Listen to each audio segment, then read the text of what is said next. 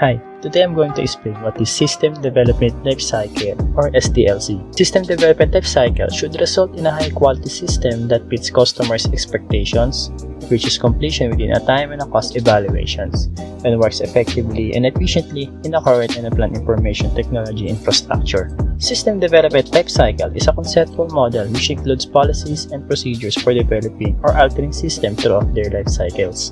SDLC is used by analysts to develop an information system.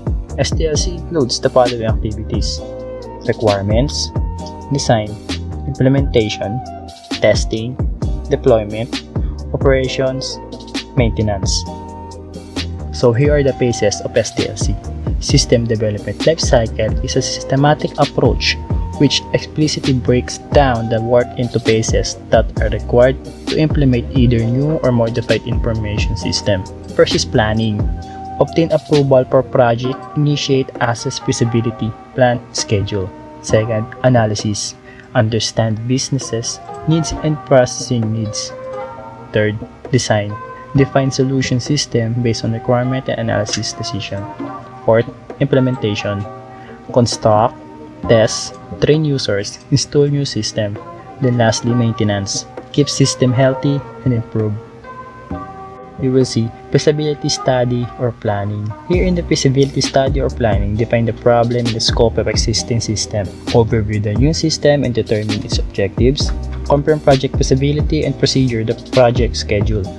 During this phase, threats, constraints, integration and security of the system are also considered. A feasibility report for the entire project is created at the end of this phase. Next is analysis and specification. Gather, analyze, and validate the information. Define the requirements and prototypes for the new system. Evaluate the alternatives and prioritize the requirements. Examine the information needs for end users and enhance the system goal. A software requirement specification or SRS document which specifies the software, hardware, functional, and network requirements of the system is prepared at the end of this phase. Next is system design. Includes the design of application, network, databases, user interfaces, and system interfaces. Transform the SRS document into logical structure which contains detailed and complete set of specification that can be implemented in a program language. Create a new contingency training, maintenance, and operational plan. Review the proposed design. Ensure the final design must be the requirement stated in SRS document. Finally, prepare a design document which be used during the next phases. Next is implementation. Implement the design into source code through coding, combine all modules together in training environment that detects errors and defects. A test support which contains errors is prepared through a test plan that includes test-related tasks such as test case generation, testing criteria, and resource allocating for testing. Integrate the information system into the environment and install the new system. Next is maintenance and support. Include all activities such as phone support or physical on-site support for users that all required once the system is installing. Implement the changes that software might undergo over a period of time, or implement any new requirements after the software is deployed at the customer's location. It also includes handling individual errors and resolve any issues that may exist in the system even after the testing phase. Maintenance and support may be needed for a longer time for a large system and for a short time for a smaller system. So here I'll be discussing the investigating part of the system requirements. There are several steps to follow para lang to make sure na ma-meet natin yung requirements sa client and ma-satisfy natin yung user. First is we have to gather information. Next is to define system requirements. You have to ask yourself kung ano ba yung gusto mong gawin ng software mo once na implemented na siya and ready to use. Next is you have to prioritize system requirements. Unahin mo na dapat yung mga most important things na expected gawin ng software mo. Let's say for example, gagawa ka ng online banking. Ano ba yung pinakakailangan dyan? Of course, first, registration, login page. Kasi pag wala yung login page and registration, possible na or mamiss mo man ng any part or important things na online banking, possible na ma-compromise yung mga sensitive information na nakasave doon sa software. Next, prototype for feasibility and discovery. We have to make sure din na very convenient sa gamitin sa user and para madali lang ma-adapt ni user kung paano yung process flow na nandoon sa software. Next, generate and evaluate alternatives. We have to check din yung mga applications na pwedeng gamitin to create a software. Kasi may mga applications na very secured pero mahirap gawin. Meron ng mga applications na mahirap mag-create ng site pero hindi secured. Though we can ask some experts naman. I know na may mga applications silang ginagamit to create the websites way more better than the other applications. Lastly, we have to review the recommendations with the management. Kasi before ma-implement or mabenta sa market ng website, kailangan pa rin ng approval ng management. Before siya i-introduce sa user, kailangan pa rin ng back-end audit or approval ng management.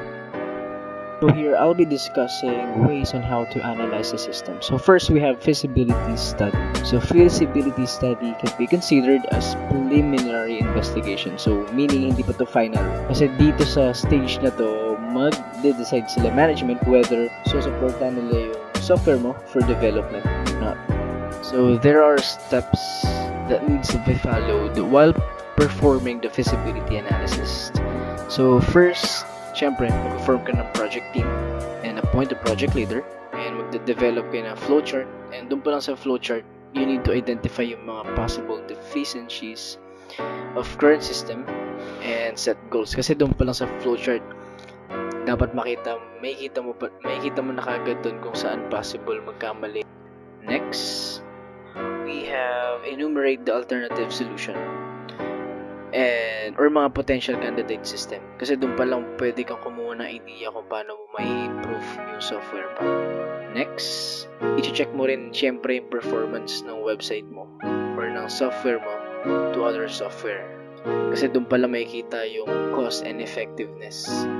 If mas makakatipid pa sila management if na-approve yung pagde-develop ng software mo, or mas lalo pa silang gagastos ng oras and syempre ng budget. Lastly, you have to prepare yung mga system proposal mo and final project para mag-proceed ka na sa manager's approval.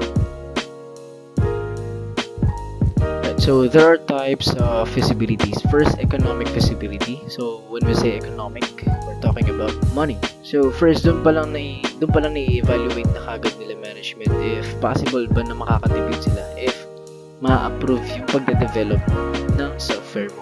So let's say for example, sa isang organization, mayroong 500 people or employee. So pag ba in-approve nila yan, possible ba na lumiit yung population nila, since based dun sa presentation mo, makakatipid sila lalo ng oras. Second, let's say for example, Food Panda versus Grab. Kasi syempre, every merchant nagsusubscribe sila dyan sa dalawang application na yan. So, pag ba si restaurant number 1 in-approve yung offer ni Grab, mas makakatipid ba siya ng pagdi-deliver sa mga customers rather than choosing Food Panda kasi medyo malaki yung subscription nila per month. And syempre, ang iisipin pa rin ng company dyan yung kabuuang kita nila. So here we have technical feasibility. So here, determine if yung software mo can be upgraded in the future or may mga features pa ba na kailangan pang i-add if na implement na yung tool mo para lang ma-fulfill yung new requirement. So here we have operational feasibility. So here, madalas to nangyayari sa mga tumatakbong business na. Let's say for example, day 1, yung existing tool pa rin yung ginagamit ng mga employees, pero the following day or the following months, mag-migrate na sila to a new system. Next, we have behavioral feasibility. So here, magpo-provide tayo ng heads up kay user kung ano yung possible expected output na nire-require ng system. Kasi for example, performance ng employee yung chinecheck mo. So ano-ano yung mga data na kailangan ng system para makapag-generate siya ng outputs. Merong attitude level, personality level, and so on.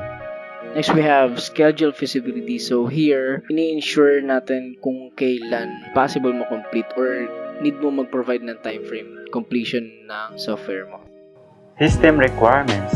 The system requirements, it is a specifications that define the functions to be provided by a system.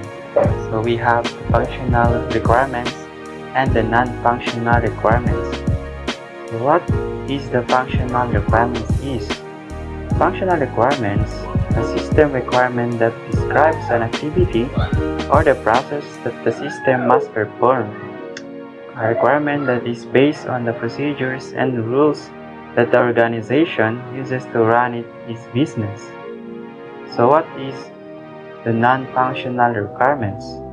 So the non-functional requirement is characteristic of the system other than the activities it must perform. So we have the technical requirements, performance requirement, usability requirements, reliability requirements, and security requirement. So the technical requirement refers to an organization's environment, hardware, and software.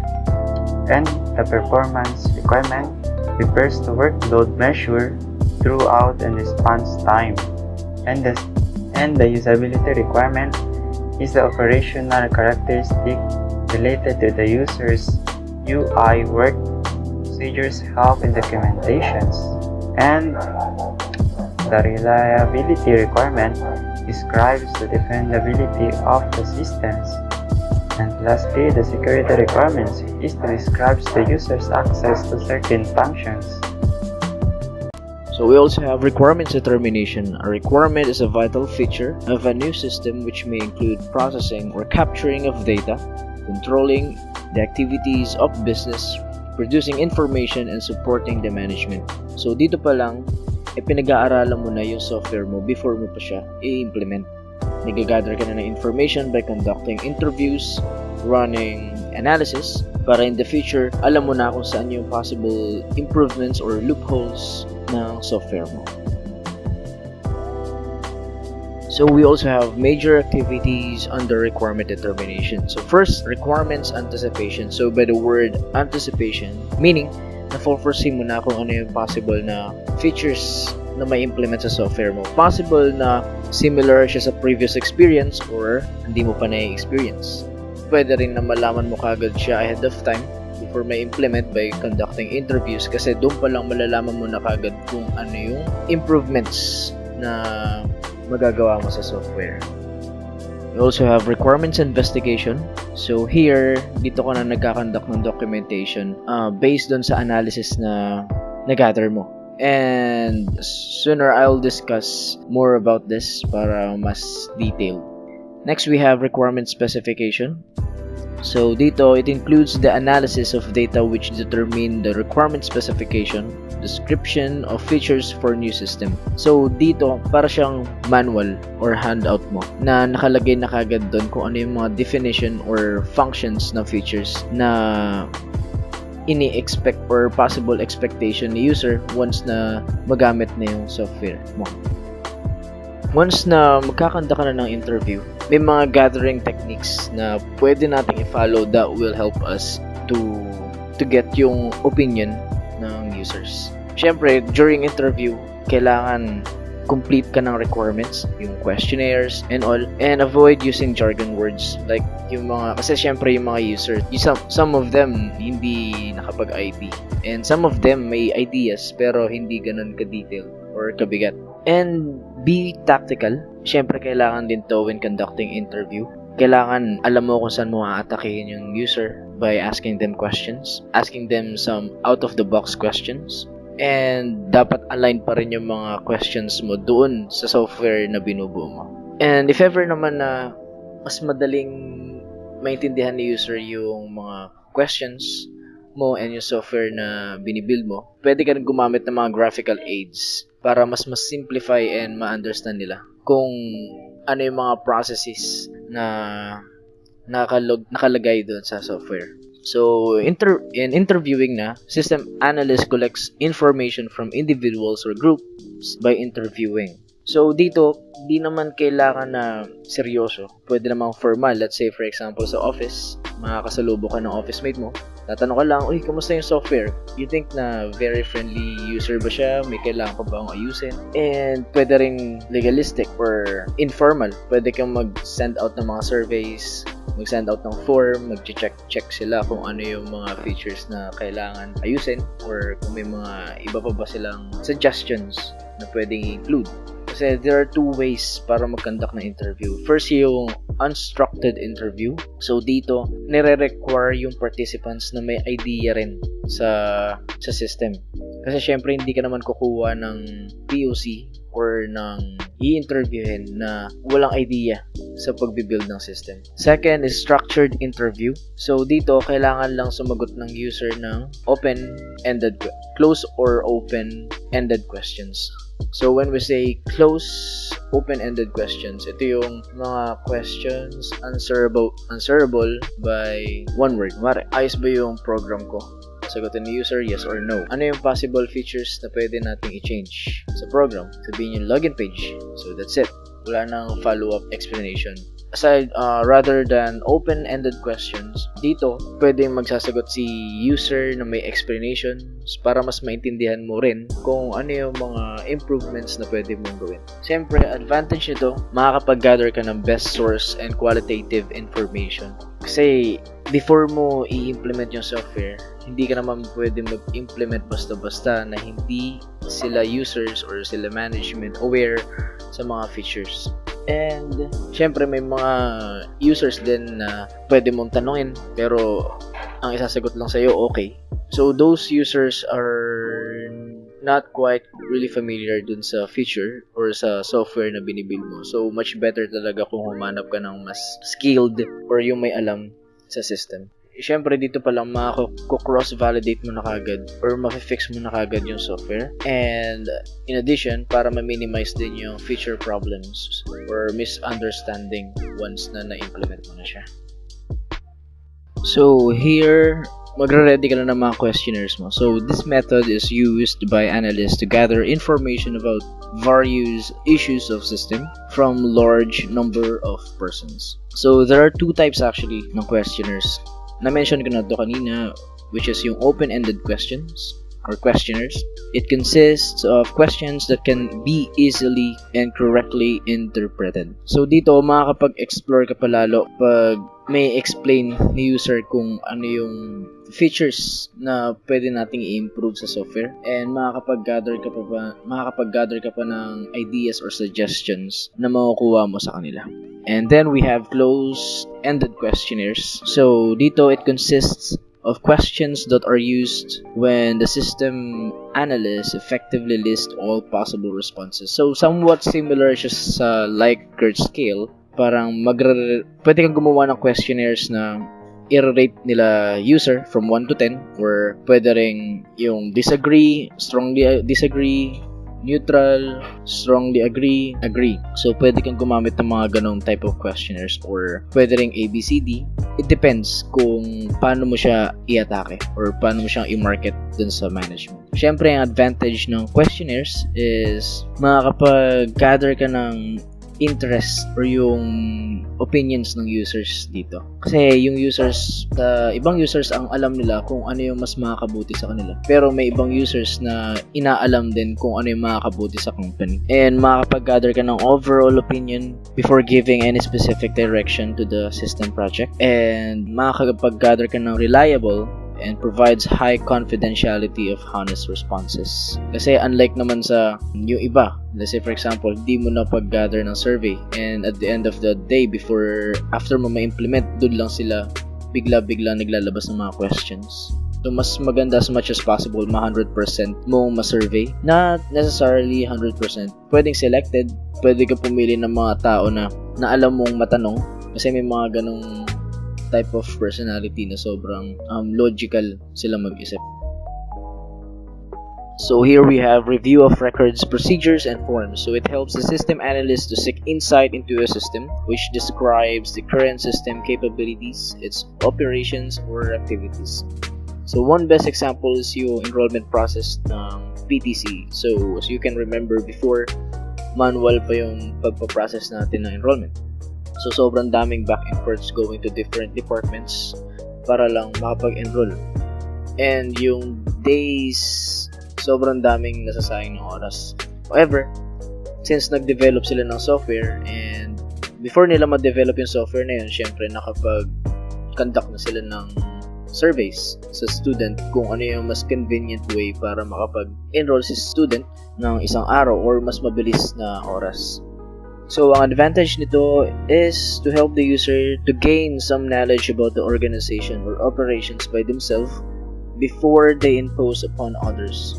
So, before nila ma-develop yung online enrollment system ng PTC is nakapag-conduct na sila ng survey, nakapag-gather na sila ng opinions, suggestions ng users para mapadali yung process. It also helps in documenting current operations within a short span of time as the procedure manuals or forms describe the format and function of present system. So, yung manual process na ginagawa natin, wala namang binago ron.